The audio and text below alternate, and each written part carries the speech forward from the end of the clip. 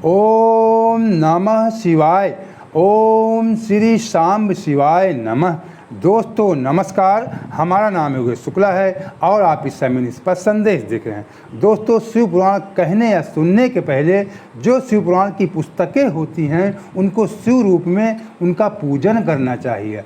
अब आप पूजन नहीं कर सकते, आपके सामने पुस्तकें नहीं, लेकिन कम से कम मोबाइल स्क्रीन में आप जो फोटो देख रहे हैं वही पुस्तकें हैं। जो जिस रूप में भगवान को मानो वही भगवान का रूप होता है। तो इन पुस्तकों को आप प्रणाम कर लीजिए, इनका पूजन कर लीजिए और इसके बाद हम आपको शिव पुराण की कथा सुनाते हैं और जो मूल रूप है भगवान भोलेनाथ का उसके दर्शन भी कर लीजिए। डेली हम आपको दर्शन कराते हैं।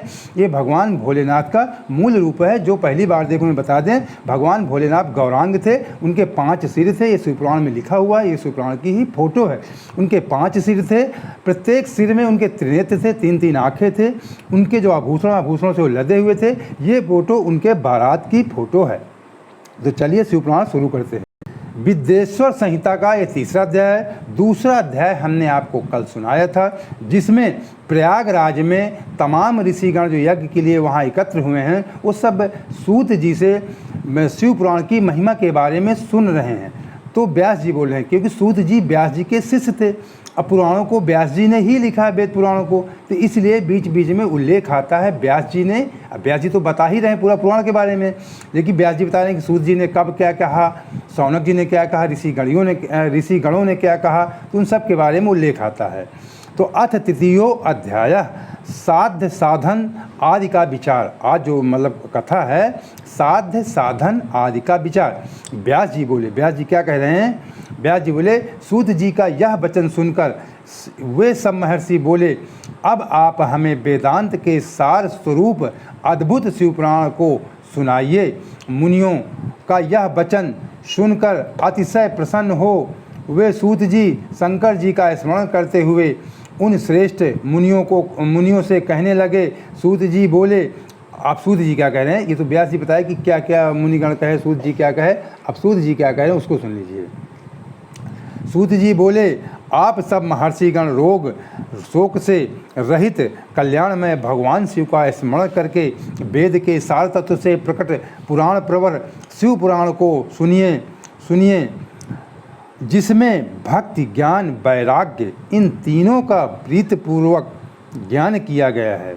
वो कह रहे हैं शिव पुराण में भक्ति ज्ञान वैराग्य इन तीनों का प्रीतिपूर्वक मतलब प्रेम पूर्वक गान किया गया। शिव पुराण में भक्ति का, ज्ञान का, वैराग्य के बारे में विस्तृत रूप से बताया गया है। और वेदांत वेद सदवस्तु का विशेष रूप से वर्णन किया गया है। हे ऋषिगण, सूत जी कह रहे हैं ऋषियों से, हे ऋषिगण, अब आप लोग वेद के सारभूत पुराण को सुने। बहुत काल में पुनः पूर्वकल्प व्यतीत होने पर इस वर्तमान कल्प में इस सृष्टि कर्म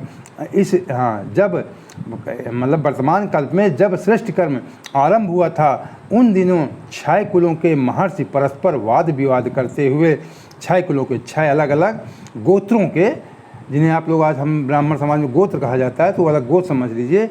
उन गोत्रों के 6 कुलों के महर्षि परस्पर वाद विवाद करते हुए, क्योंकि जो गोत्र हुए हैं ऋषियों से ही गोत्र उत्पन्न हुए हैं, महर्षि परस्पर वाद विवाद करते हुए कहने लगे, अमुक वस्तु का सबसे उत्कृष्ट और अमुक वक्त का नहीं। कहने का अपना आपस में विवाद करे थे, ये सही वो गलत, ये तब शिव पुराण की कहने का मतलब उदय नहीं हुआ था। आपस में ऋषिगण वाद विवाद कर रहे थे, तर्कशास्त्र कर रहे थे। परस्पर वाद विवाद करते हुए कहने लगे, अमुक वस्तु सबसे उत्कृष्ट है और अमुक वक्त नहीं है। उनके इस विवाद ने अत्यंत महान रूप धारण किया, विवाद काफ़ी बढ़ गया। तब वे सब अपनी शंका के समाधान के लिए सृष्टिकर्ता अविनाशी ब्रह्मा जी के पास गए। सब ऋषिगण ब्रह्मा जी के पास पहुँचे, जब उनका आपस में विवाद साल बना हुआ, और हाथ जोड़कर विनय भरी वाणी में बोले, हे प्रभु, ब्रह्मा जी से कह रहे हैं सब ऋषि, हाथ जोड़कर विनय भारी में बोले, हे प्रभु, आप संपूर्ण जगत का धारण पोषण करने वाले हैं तथा समस्त कारणों के भी कारण हैं। हम यह जानना चाहते हैं कि संपूर्ण तत्वों से परात्पर पुराण पुरुष कौन है? सबसे संपूर्ण तत्वों से भरा हुआ कौन सा परात्पर पुराण पुरुष है? ये ब्रह्मा जी से पूछे हैं ऋषिगण। अब ब्रह्मा जी क्या कह रहे हैं? जहाँ से मन सहित वाणी उन्हें जहाँ से मन सहित वाणी उन्हें ना पाकर लौट आती है, वाणी ना पाकर लौट आती है, तथा जिनसे ब्रह्मा विष्णु रुद्र और इंद्र आदि से युक्त संपूर्ण जगत समस्त भूतों एवं इंद्रियों के साथ पहले प्रकट हुआ है। इन सब बातें बहुत बारीकी से आप लोग सुना करें, बारीकी से समझना चाहिए, तभी आप समाज में बोल सकते हैं।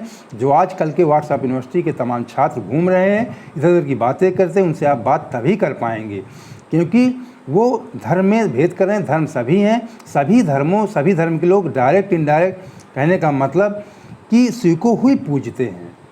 शिव जन्मे हैं, शिव सबसे पहले है, सब कुछ इसमें पुराणों में लिखा है, आप लोग भ्रमित मत हुआ करें। लिखा साथ में ब्रह्मा विष्णु रुद्र शंकर जी का ही रूप है, उन्हीं का नाम है।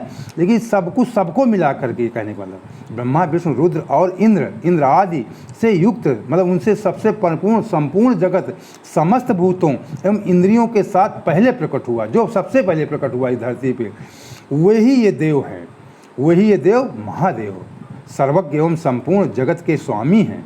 वही ये देव महादेव सर्वज्ञ एवं संपूर्ण जगत के स्वामी हैं, संपूर्ण जगत के स्वामी हैं। उन्हें आप किसी रूप में गॉड कहें, अल्लाह कहें, कुछ भी कहें, बौद्ध कहें, जैन कहें, कुछ भी कहें आप उन्हें, लेकिन वो महादेव हैं। उन्हें आप ब्रह्मा विष्णु कुछ भी कहें, वो महादेव हैं जो सबसे पहले इस धरती पर प्रकट हुए हैं। सब कुछ उन्हीं से है, ये ही सबसे उत्कृष्ट है। ये ब्रह्मा जी कह रहे हैं, हम नहीं कह रहे हैं, शिव पुराण में लिखा हुआ ब्रह्मा जी के वचन हैं जो हम आपको बता रहे हैं। ये सबसे उत्कृष्ट उत्तम भक्ति से इनका साक्षात्कार होता है, दूसरे किसी उपाय से कहीं इनका दर्शन नहीं होता है। दूसरे उत्तम भक्ति से इनका मतलब आप भक्ति से इनका साक्षात्कार कर सकते हैं, बाकी कोई दूसरा उपाय नहीं है। दूसरे किसी उपाय से कहीं इनका दर्शन नहीं होता, भक्ति भाव से होता है, बाकी कोई रूप नहीं, कोई दूसरा का वो नहीं रास्ता। रुद्र हरि हर तथा अन्य देवेश्वर सदा उत्तम भक्ति भाव से उनका नित्य दर्शन करना चाहते हैं। महादेव का सभी दर्शन करना चाहते हैं। अधिक कहने की क्या आवश्यकता, भगवान शिव में भक्ति होने से मनुष्य संसार बंधन से मुक्त हो जाता है। देवताओं के कृपा प्रसाद से ही उनमें भक्ति होती है और भक्ति से देवता का कृपा प्रसाद प्राप्त होता है। ठीक उसी तरह जैसे यहाँ अंकुर से बीज और बीज से अंकुर उत्पन्न होता है, इसलिए हे द्विजो, ये सूत जी कह रहे हैं ब्राह्मणों से, उन्हीं ऋषियों से, आप लोग भगवान शंकर का कृपा प्रसाद प्राप्त करने के लिए भूतल पर जाकर वहाँ सहस्त्र वर्षों तक चलने वाले एक विशाल यज्ञ का आयोजन करें। समस्त ऋषियों से भगवान शंकर का कृपा प्रसाद प्राप्त करने के लिए भूतल पृथ्वी लोक पर जाकर के वहाँ सहस्त्र वर्षों तक चलने वाले एक विशाल यज्ञ का आयोजन करें। इन यज्ञपति भगवान शिव की कृपा से वेदोक्त विद्या के सारभूत साध्य साधन का ज्ञान होता है। मुनिगण बोले, हे भगवान, परम साध्य क्या है? यहाँ ब्रह्मा जी अभी कह रहे थे, ब्रह्मा जी मुनिगणों से बात करें, सूर्य जी की बात नहीं है, क्योंकि बीच में कहीं सूर्य जी का नाम जो है तो क्षमा करना। ब्रह्मा जी भी कह रहे हैं मुनिगणों से, क्योंकि जो 6 कुलों के ऋषि ब्रह्मा जी से पूछने गए थे, अपने भ्रम को टालने गए थे कि सबसे महान क्या है, उसके बारे में ब्रह्मा जी अभी मुनिगणों को, वो 6 ऋषियों को बता रहे थे, 6 मुनियों को। अब मुनिगण प्रश्न कर रहे हैं ब्रह्मा जी से, हे भगवान, परम साध्य क्या है और उसका परम साधन क्या है, उसका साधक कैसा होता है, ये सभी बातें यथार्थ रूप से कहें। ब्रह्मा जी कह रहे हैं, शिव पद की प्राप्ति ही साध्य है, उनकी सेवा ही साधन है, तथा उनके प्रसाद से जो नित्य नैमित्तिक आदि फलों की ओर से निःस्पृह होता है, वही साधक है। वेदोक्त कर्म का अनुष्ठान करके उसके महान फल को भगवान शिव के चरणों में समर्पित कर देना ही परमेश्वर पद की प्राप्ति है। वही सालोक आदि के कर्म से प्राप्त होने वाली मुक्ति है। उन पुरुषों की भक्ति के अनुसार उन सबको उत्कृष्ट फल की प्राप्ति होती है। हाँ, उस भक्ति के साधन अनेक प्रकार के हैं, जिनका प्रतिपादन साक्षात्कार महेश्वर ने ही किया है। भगवान भोलेनाथ ने ही साक्षात जो बातें बताई हुई उनके बारे में ब्रह्मा जी बता रहे हैं मुनिगणों को। उस भक्ति के साधन अनेक प्रकार के भक्ति साधन हैं, जिनका प्रतिपादन साक्षात महेश्वर, मतलब भक्ति के कई तरीके हैं जिसका प्रतिपादन भगवान भोलेनाथ ने खुद किया है। उसे संक्षिप्त करके मैं सारभूत साधन को बता रहा हूँ। मतलब विस्तार रूप में सब कुछ होता है, वो आम मनुष्यों के समझने के बाद इसे संक्षेप रूप में ब्रह्मा जी बता रहे हैं। उसे संक्षिप्त करके मैं सारभूत साधन को बता रहा हूँ। कान से भगवान के नाम गुण और लीलाओं का श्रवण, वाणी द्वारा उनका कीर्तन तथा मन के द्वारा मनन इन तीनों महान साधन कहा गया है। अब मैं इसको थोड़ा संक्षिप्त में बता दूं, आगे और भी उल्लेख है। श्रवण मतलब सुनना, शिव पुराण का सुनना, कीर्तन करना, श्रवण वाणी द्वारा उनका कीर्तन करना, मन के द्वारा मनन करना, ये सबसे महान कर्तव्य है। परम ब्रह्म परमात्मा, जिन्हें आप शिव कह सकते हैं, किसी भी रूप में कह सकते हैं, कुछ भी कह सकते हैं, जो जगत परम पिता परमात्मा है, उनकी भक्ति के लिए आप शिव पुराण सुनिए और कीर्तन करिए और मनन करिए, उनका ध्यान करिए। इन तीनों का महान साधन कहा गया है।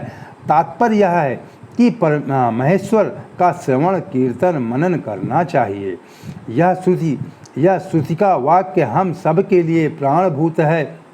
संपूर्ण मनोरथों की सिद्धि में लगे हुए आप लोग इसी साधन से परम साध्य को प्राप्त हों। लोग प्रत्यक्ष वस्तु को नेत्र से देखकर उसमें प्रवृत्त होते हैं, परंतु जिस वस्तु का कहीं भी प्रत्यक्ष दर्शन नहीं होता, उसे श्रवणेंद्रियों द्वारा जान सुनकर मनुष्य उसकी प्राप्ति के लिए चेष्टा करता है।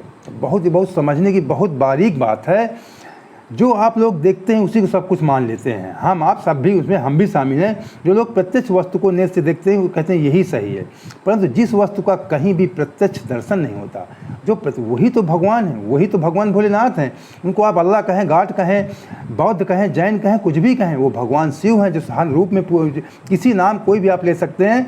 इसीलिए इस समय हमारे भारत में बहुत बड़े शिव भक्त हैं, ज्ञानी हैं, सिद्ध पुरुष हैं। सदगुरु जी दक्षिण भारत के हैं। मैं उनका एक प्रवचन सुन रहा था, हिंदी रूपांतरित, वो इंग्लिश में बोलते हैं। तो एक दिन मैं सामने उनको देख रहा था, सुन रहा था, तो कह रहे थे कि भगवान शंकर का कोई नाम देना उनको छोटा करना है, उनका कोई नाम नहीं है। अप्रत्यक्ष हर रूप में भगवान शिव हैं, उनका नाम कुछ भी ले सकते। जो मैं बीच बीच कहता हूँ कि अल्लाह, गॉड, बौद्ध, जैन, भगवान शंकर, महेश्वर, कुछ भी आप कह सकते हैं, उनका एक नाम देना उनको सीमित करना है। ये सदगुरु जी कह रहे थे, मैं उनका प्रवचन सुन रहा था। हाँ, तो आगे देखते हैं। उसमें प्रवृत्त हो, परंतु जिस वस्तु का कहीं भी प्रत्यक्ष दर्शन नहीं होता, उसे श्रवणेंद्रियों द्वारा जान सुनकर, मतलब किसी से जानकर, किसी अपने गुरु से सुनकर मनुष्य उसकी प्राप्ति के लिए चेष्टा करता है। जिसको आप सुनते हैं फिर उससे चेष्टा करते हैं। जैसे आप शिव पुराण सुन रहे हैं, भगवान शिव के प्रति आपकी चेष्टा बढ़ रही है। अतः पहला साधन श्रवण ही है, सबसे पहला साधन सुनने का ही है। उसके द्वारा गुरु के मुख से तत्व को सुनकर बुद्धिशाली विद्वान पुरुष अन्य साधन, कीर्तन, मनन की सिद्धि करे। बार बार आता है कि आप उसको सुनना, कीर्तन, मनन की, ये तीन चीज़ें महत्वपूर्ण हैं। क्रमशः मनन पर्यंत इस साधन की अच्छी तरह से साधना कर लेने पर उसके द्वारा सालोक्य आदि के क्रम से धीरे धीरे भगवान शिव का संयोग प्राप्त होता है। जब आप धीरे धीरे मन लगाएंगे, मनन करेंगे, सुनेंगे, भगवान शिव की कृपा आपके ऊपर होने लगती है। पहले सारे अंगों के रोग नष्ट हो जाते हैं, तत्पश्चात सारे जो आपके अंग में रोग हैं वो नष्ट हो जाते हैं। तत्पश्चात सब प्रकार का लौकिक आनंद भी विलीन हो जाता है। अभ्यास के ही समय यह साधन कष्टप्रद है, किंतु बाद में निरंतर मंगल देने वाला है। अभ्यास के ही समय जब आप सुनेंगे, मनन करेंगे, थोड़ा आपको उलझन होगी, मन नहीं लगेगा, कि बाद में बहुत मंगल देने वाला ये है। ये तृतीय अध्याय समाप्त हुआ। चतुर्थ अध्याय भी आपको सुनाएंगे, इसलिए कि तीसरा अध्याय बहुत छोटा था, चतुर्थ अध्याय भी बहुत छोटा है, इसलिए दो अध्याय हम आपको सुना रहे हैं। एक अध्याय के बराबर दो अध्याय हैं। अब अथ चतुर्थो अध्याय श्रवण, कीर्तन, मनन, इन तीनों साधनों की श्रेष्ठता का प्रतिपादन। इन तीनों की श्रेष्ठता क्या है, जो अभी भी हम बता रहे थे श्रवण, कीर्तन, मनन के बारे में। अब आगे मुनिगण बोले, मतलब भाई ब्रह्मा जी मुनिगण की बातचीत चल रही है। मुनिगण ब्रह्मा जी से क्या कह रहे हैं? मुनिगण बोले, हे ब्राह्मण, मनन कैसा होता है, श्रवण का स्वरूप कैसा है और उनका कीर्तन कैसे किया जाता है, यथार्थ रूप में आप वर्णन करें। ब्रह्मा जी बोले, हे मुनियों, भगवान शंकर की पूजा, उनके नामों का जप और उनके गुण, रूप, विलास और नामों का युक्तिपरायण चित्त के द्वारा जो निरंतर परिशोधन या चिंतन होता है उसी को मनन कहा गया है। मैं भी थोड़ा रिपीट करता हूँ, आप भी समझें, हम भी थोड़ा समझें, रिपीट करना जरूरी है। भगवान शंकर की पूजा, उनके नामों का जप, भगवान शंकर का पूजन और नामों का जप, उनके गुण एवं गुण रूप विलास और नामों का युक्ति परायण चित्त के द्वारा निरंतर परिशोधन और चिंतन होता है। मतलब डेली पूजन चिंतन नाम का जप होता है, उसी को मनन कहा गया है, उसी को मनन कहा गया है। मनन शब्द का अर्थ समझना जरूरी है, ठीक। मनन कहा गया है, वह महेश्वर की कृपा दृष्टि उपलब्ध होता है। वो भगवान भोलेनाथ की कृपा दृष्टि, जब आपका मन लगने लगेगा, जब भगवान भोलेनाथ की जब आप शुरुआत करेंगे, थोड़ी उलझन होगी, धीरे धीरे आपका मन लगने लगेगा। पूजा में, जप में, सुनने में, ये मनन हुआ। मनन, वह महेश्वर की कृपा दृष्टि उपलब्ध होता है। वह समस्त श्रेष्ठ साधनों में प्रमुखतम है, सब साधनों में प्रमुख है। शंभु के प्रताप गुण रूप विलास नाम को प्रकट करने वाले संगीत वेदाज्ञ या भाषा के द्वारा अनुरागपूर्वक उनकी स्तुति ही मध्यम साधन है, जिसको कीर्तन शब्द से कहा जाता है। कीर्तन के बारे में बताया गया है, ऊपर मनन के बारे में बताया गया है, अब कीर्तन के बारे में बताया गया कि शंभु के प्रताप गुण रूप विलास नाम को प्रकट करने वाले संगीत के माध्यम, जैसे आजकल कीर्तन होता है अपना ढोलक मजीरे हारमोनियम, जिसके माध्यम से वेद वाक्य भी लोग बीच में गाते हैं, भाषा के द्वारा कहकर गा बजा कर, जिसे आप समझते हैं अनुवाद, उनकी स्तुति, भगवान भोलेनाथ का स्तुति करना, प्रार्थना करना, उनका ध्यान करना मध्यम साधन है, जिसको कीर्तन शब्द से कहा जा सकता है। हे ज्ञानियों, ब्रह्म जी कह रहे हैं मुनियों से, हे ज्ञानियों, स्त्री क्रीड़ा में जैसे मन की आसक्ति होती है, वैसे ही किसी कारण से किसी स्थान में शिव विषयक वाणियों में श्रवणेन्द्रिय की दृढ़तर आसक्ति ही जगत में श्रवण नाम से प्रसिद्ध है। अब श्रवण के बारे में बताया गया है, मैं दोबारा रिपीट करता हूँ, आप भी समझ लें, हम भी समझ लें। हे ज्ञानियों, कह रहे हैं मुनियों से ब्रह्मा जी, स्त्री क्रीड़ा में जैसे मन की आसक्ति होती है, जैसे स्त्री क्रीड़ा में मन की आसक्ति होती है, स्त्री से उदाहरण दिया है, वैसे ही किसी कारण से किसी स्थान में, किसी भी कारण से किसी भी स्थान में शिव विषयक वाणियों में, अब इसको बारीकी से आपको समझा रहा हूँ, आप समझ लीजिए, कहीं भी किसी कारण से, मतलब किसी भी कारण से किसी स्थान में आप पहुँच गए हैं, शिव विषयक, शिव के भोलेनाथ के विषय में, वाणियों में, मतलब आपके जो बोला जाता है वाणियों में, श्रवणेंद्रियों की दृढ़तर आसक्ति, श्रवणेंद्रियों में मतलब सुनने की आसक्ति ही जगत में, मतलब इस जगत में श्रवण के नाम से प्रसिद्ध है। जैसे सुनने के बारे में बताया गया, 3 चीज़ बताई गई थी, मनन, श्रवण, मनन, कीर्तन। तो पहले हमने आपके मनन बताया, मनन के बारे में बताया, फिर आपको कीर्तन के बारे में बताया, जैसे श्रवण के बारे में, कहीं किसी भी रूप में मतलब हो रहा है, जो सुना जाता है आसक्ति, उसमें प्रेम मतलब आसक्त हो जाना, कहीं भी शिव विषय कोई चर्चा उसमें आसक्त हो जाना, इतना आसक्त कि उसे स्त्री की क्रीड़ा से तुलना की गई है, वो श्रवण ही नाम के प्रसिद्ध है, उसको श्रवण कहते हैं। सर्वप्रथम सज्जनों की संगत से श्रवण सिद्ध होता है, सबसे पहले सज्जनों की संगत से श्रवण सिद्ध होता है, सुनना सिद्ध होता है। सुनने का मन तभी लगेगा जब सज्जनों की आपकी संगति होगी। बाद में शिव जी का कीर्तन दृढ़ होता है, उसको मजबूत करता है, और अंत में सभी साधनों से श्रेष्ठ शंकर विषयक मनन उत्पन्न होता है। फिर बाद में जब आप थोड़ा थोड़ा कीर्तन सुनेंगे, पुराण सुनेंगे, फिर आप मनन, फिर आप ध्यान, जो कहते हैं जिसे आप ध्यान कहते हैं, फिर आप मनन करें, ध्यान करने लगे, मनन करने लगे एकांत रूप में, ये बहुत उत्पन्न होता है। सब साधनों श्रेष्ठ, सबसे श्रेष्ठ है मनन। किंतु यह सब उनकी कृपा दृष्टि ही संभव होता है। जब भगवान भोलेनाथ मन लगाएंगे, उनकी कृपा होगी, तभी आपका मनन में मन लगेगा। अब बात आती सूत जी। अभी तो ऋषिगण और ब्रह्मा जी की बात हो रही थी, अब सूत जी क्या बोल रहे हैं, उनकी कहानी बता रहे थे। ये सूत जी ही ब्रह्मा जी और मुनिगणों की आपस में क्या वार्तालाप हो रहे हैं। अब सूत जी बोले, हे मुनीश्वरों, जो प्रयागराज में, अब सूत जी जो उन ऋषियों को सुना रहे हैं, मुनीश्वरों, इस साधन का महात्म्य बताने के प्रसंग में मैं आप लोगों के लिए एक प्राचीन वृत्तांत का वर्णन करूंगा, उसे ध्यान देकर आप लोग सुने। अब सूर्य जी एक प्राचीन वृत्तांत बता रहे हैं, जिसे आप लोग ध्यानपूर्वक आप भी सुने, बहुत जरूरी है। पूर्व काल में पराशर मुनि के पुत्र वेद व्यास जी थे, जो सूत जी के गुरु थे। उनकी कहानी सुना रहे हैं सूत जी ऋषियों को प्रयागराज में।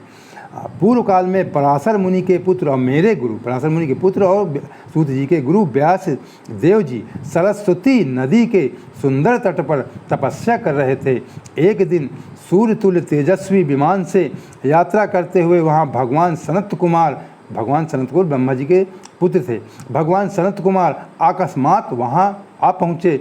उन्होंने मेरे गुरुदेव को वहाँ देखा। ये सूत जी कह रहे हैं कि मेरे गुरुदेव व्यास जी को वहाँ भगवान सनत कुमार जी ने देखा, मेरे गुरुदेव को वहाँ देखा तो वे ध्यान में मग्न थे।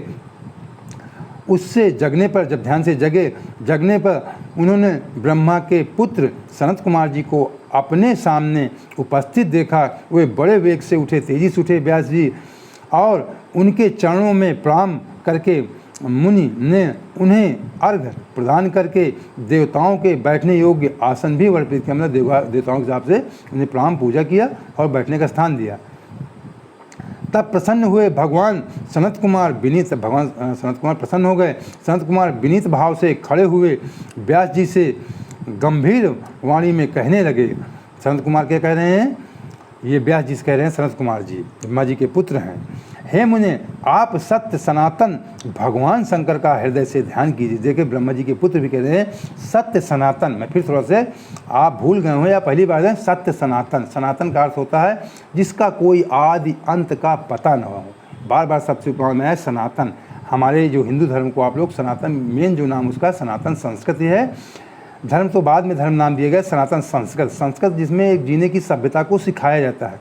सनातन आदि अंत का जिसका पता, उसे सनातन कहते हैं, जिसे आप अनंत भी कहते हैं, कुछ भी कह सकते हैं। आप सत्य सनातन भगवान शंकर का हृदय से ध्यान कीजिए। ये सनत कुमार जी कह रहे हैं व्यास जी से, ध्यान कीजिए, तब वे शिव प्रत्यक्ष होकर आपकी सहायता करेंगे। वो कह रहे हैं शिव प्रत्यक्ष होकर आपकी सहायता करेंगे जब आप मनन ध्यान करेंगे शंकर जी का। आप यहाँ तप किस लिए कर रहे हैं, उनसे पूछ रहे हैं। इस प्रकार सनत कुमार के कहने पर मुनि व्यास ने अपना आशय कहा। मैंने आपकी कृपा से वेद सम्मत धर्म अर्थ काम मोक्ष की कथा को मानव समाज में अनेक प्रकार से प्रदर्शित किया है। अब ये इस प्रकार सनत कुमार के व्यास जी कह रहे हैं कि अपना वो पूछ रहे किस लिए यहाँ तपस्या करें, तो वो बता रहे हैं मैंने अपनी कृपा से वेद सम्मत धर्म अर्थ काम मोक्ष की कथा को, इस तरह की कथाओं को मानव समाज के लिए अनेक प्रकार से, मतलब मानव कल्याण के लिए मैंने समाज में इन कथाओं को कहा है। वो कह रहे हैं खुद व्यास जी। इस प्रकार सर्वथा गुरु स्वरूप होने पर भी मुझ में मुक्ति के साधन का ज्ञान का उदय नहीं हुआ। वो कह रहे हैं इस प्रकार सर्वथा गुरु स्वरूप होने पर, कि मैं स्वतः गुरु स्वरूप होने पर भी मुझ में मुक्ति के साधन का ज्ञान उदय नहीं हुआ। कह रहे हैं इतना सब कुछ मुझे ज्ञान होने पर, सबको बताने के बाद भी मैं खुद गुरु रूप में हूँ, लेकिन मुझ में मुक्ति का साधन अभी मैं नहीं समझ पाया, ज्ञान का उदय नहीं हुआ है। यह आश्चर्य ही, वो कह रहे हैं आश्चर्य है कि मैं मुक्ति का साधन नहीं जानता हूँ। आश्चर्य, मुक्ति का साधन ना जानने के कारण उसके लिए मैं तपस्या कर रहा हूँ, कि मुक्ति का साधन जानने के लिए मैं तपस्या कर रहा हूँ। व्यास जी कह रहे हैं सनत कुमार जी से। हे विप्रेंद्रो, इस प्रकार जब व्यास मुनि ने भगवान सनत कुमार से प्रार्थना की, तब वे समर्थ सनत कुमार जी मुक्ति का निश्चित कारण बताने लगे। अब सनत कुमार जी व्यास जी को मुक्ति का साधन बता रहे हैं, कारण बता रहे हैं। भगवान शंकर का श्रवण कीर्तन मनन, ये तीनों महत्तर साधन कहे गए हैं। सनत कुमार कह रहे हैं भगवान शंकर, जो अभी पहले बताया जा चुका है, भगवान शंकर का श्रवण कीर्तन मनन, ये तीनों महत्तर साधन कहे गए हैं मुक्ति के लिए। ये तीनों ही वेद सम्मत हैं। पूर्व काल में मैं दूसरे साधनों, ये सनत कुमार जी कह रहे हैं, पूर्व काल में मैं अपने लिए कह रहे हैं, मैं दूसरे साधनों के संभ्रम में पढ़कर घूमता घामता मदराचल पर जा पहुँचा। सनत कुमार जी खुद कह रहे हैं अपने लिए, जा पहुँचा और वहाँ तपस्या करने लगा। तदंतर महेश्वर शिव की आज्ञा से भगवान नंदकेश्वर वहाँ आए। ये सनत कुमार कह रहे हैं कि भगवान जब मन तपस्या करने लगा, भगवान महेश्वर भोलेनाथ की कृपा से, महेश्वर की कृपा से, आज्ञा से भगवान नंदकेश्वर नाम से वहाँ आए। उनकी मुझ पर बड़ी दया थी। वे सबके साक्षी तथा शिव गणों के स्वामी भगवान नंदकेश्वर मुझे स्नेहपूर्वक मुक्ति का उत्तम साधन बताते हुए बोले, भगवान शंकर का श्रवण कीर्तन और मनन ये तीनों साधन वेद सम्मत हैं और मुक्ति के साक्षात कारण हैं। इन्हीं से मुक्ति मिलेगी। ये बात स्वयं भगवान शिव ने मुझसे कही है। सनत कुमार कह रहे हैं कि ये भगवान शिव ने मुझसे सीधे कहा है कि श्रवण कीर्तन मनन से आप भगवान भोलेनाथ का श्रवण कीजिए, आपको मुक्ति मिलेगी। अतः हे ब्राह्मण, वो सनत कुमार कह रहे हैं उनसे व्यास जी से, हे ब्राह्मण, आप श्रवणादि तीनों साधनों का बार बार अनुष्ठान के तीनों साधनों का बार बार अनुष्ठान करें। व्यास जी के बार बार ऐसा कहकर अनुगामियों सहित ब्रह्मपुत्र सनत कुमार अपने विमान से परम सुंदर ब्रह्मधाम को चले गए। ब्रह्मा जी ने वही बात बताई थी, उनके लड़के ने भी वही बात बताई। इस प्रकार पूर्व काल के इस उत्तम वृतांत का मैंने संक्षेप में वर्णन किया है। सूत जी ऋषियों से कहे कि मैंने पूर्व काल का था, पुरानी बातें हैं, मैं संक्षेप में आपको बता दिया। ऋषिगण बोले, अभी प्रयागराज वाले ऋषिगण बोले, हे सूत जी, आपने श्रवण आदि तीनों साधनों को मुक्ति का उपाय बताया। जो मनुष्य श्रवण आदि तीनों साधन वही हैं, बार बार आता है, श्रवण कीर्तन मनन, श्रवण आदि तीनों साधनों में असमर्थ हो, मतलब इन तीनों साधनों में मतलब बहुत ही कठिन प्रश्न पूछते हैं ऋषिगण भी, जो है बारीक से बारीक प्रश्न पूछते हैं कि कोई शंका समाधान न रह जाए। अब सूत जी से पूछे हैं कि जो सुन न सकता हो, कीर्तन न कर सकता हो, मनन न कर सकता हो, इन तीनों साधनों से असमर्थ हो, वह किस उपाय का अवलंबन करके मुक्त हो सकता है? इन तीनों से असमर्थ हो, वो कैसे मुक्त हुआ? अब ये ऋषिगण पूछ रहे हैं सूत जी से, किस पर मुक्त हो सकता है और किस साधन भूत कर्म के द्वारा बिना यत्न मतलब किसी भी प्रयास के ही मोक्ष मिल सकता है। मतलब बगैर प्रयास के कैसे उसको मोक्ष मिल सकता है। तो ये बात अब आगे पंचम अध्याय में हम आपको कल बताएंगे। तो दोस्तों मित्रों, आपसे हम उम्मीद करते हैं कि आपको अगर हमारा वीडियो अच्छा लगता है तो पहली बार जो है तुरंत चैनल, माताएं बहनें कोई भी हैं, तुरंत चैनल सब्सक्राइब कर लीजिए और जो बगल में घंटी का निशान है उसे भी टच करके ऊपर जो सबसे ऊपर उसमें आल लिखा उसमें भी टच कर आल में लगा दीजिए कि जब भी हम कोई वीडियो डालें उसकी सूचना आपको प्राप्त हो जाए। शिव पुराण के अलावा भी हम अच्छी खबरें आपको प्रदान करते रहते हैं। तो ओम नमः शिवाय, ओम श्री शाम शिवाय नमः।